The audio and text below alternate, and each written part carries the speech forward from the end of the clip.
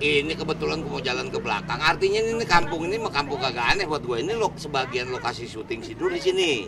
Dulu nggak begini, Mak. Ini bagus. Waduh, dulu mah banjir juga tenggelam gitu.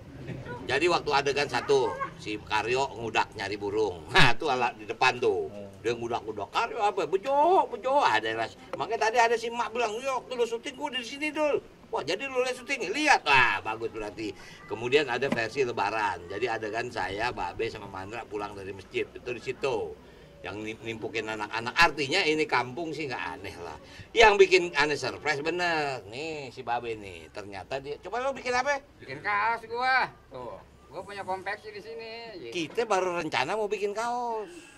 Baru rencana. Makanya begitu kita jalan, dia menyodorin begini. Gue bilang, wah, kalau bisa bikin begini, loh bagus bener. Gue nggak usah bikin ke Bandung. Jadi artinya nggak usah bikin di tempat lain. Kalau di kampung jadi bisa.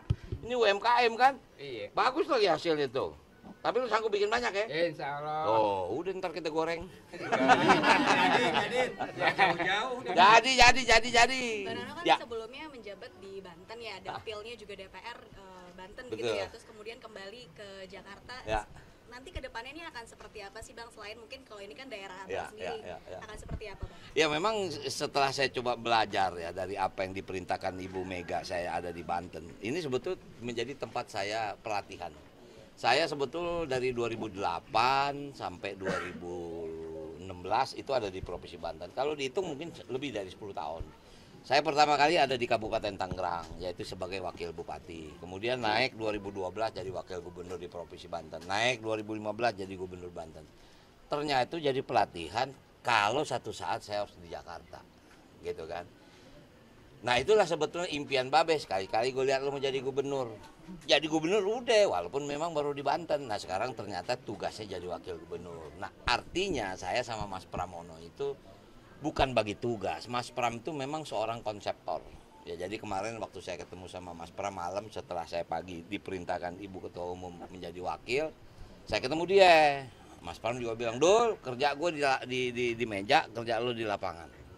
Itulah karena mungkin Mas Pram tahu saya ada di mana. Dan kemudian saya lebih tahu Mas Pram itu ada di mana. Jadi artinya kalau sekarang insya Allah dipercaya sama warga Jakarta, inilah waktu saya untuk membangun kota Jakarta. Dan mudah-mudahan yakin saya akan jauh lebih baik. Oke, jadi artinya kalau terpilih nanti Mas Pram lebih ke apa? Di balik layarnya Bang Dul yang akan jadi eksekutor Betul. ya? Karena kan pengalaman Mas Pram itu kan seorang konseptor. Beliau ini kan seskap, ya kan. Beliau mendesain bagaimana membangun negara, gitu. Walaupun semua adalah kebijakan presiden, tapi kan beliau yang meramu. Nah sekarang Mas Pram dipanggil dengan pertanyaan yang sama, saya dipanggil Ibu. Ibu bilang, "No, bentar lagi Jakarta ditinggal." Maksudnya apa Bu ditinggal? I-nya pergi, dia nggak jadi ibu kota. Dia kembali menjadi daerah khusus Jakarta. Pertanyaan saya, Jakarta mau kemana?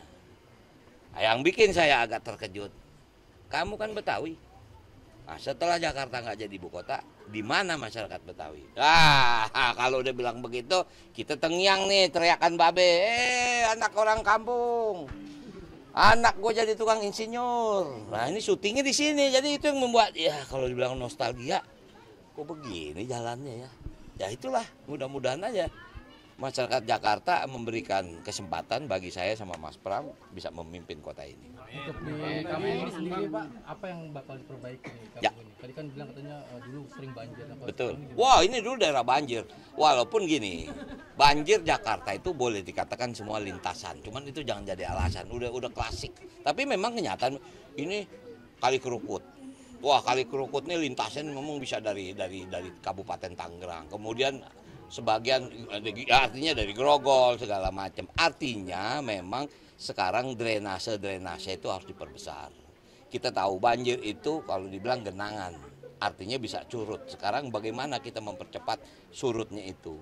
Nah, artinya banjir itu adalah permasalahan utama di Jakarta. Apabila di memang musim banjir. Nah, sekarang ini kan iklim sedang berubah nih. Mungkin dalam waktu 3 tahun tidak terjadi banjir besar seperti tahun 2007. Karena apa? Climate change sedang terjadi. Cuman sekarang kemaraunya luar biasa. Berarti penghijauan kota, ruang terbuka hijau harus diperbanyak. Untuk apa?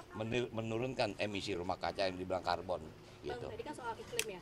Satu lagi Bang, mungkin permasalahan paling besar di Jakarta adalah soal kemacetan. Ya. Kemarin Bacagub satu lagi nih sudah bilang salah satu solusi kemacetan.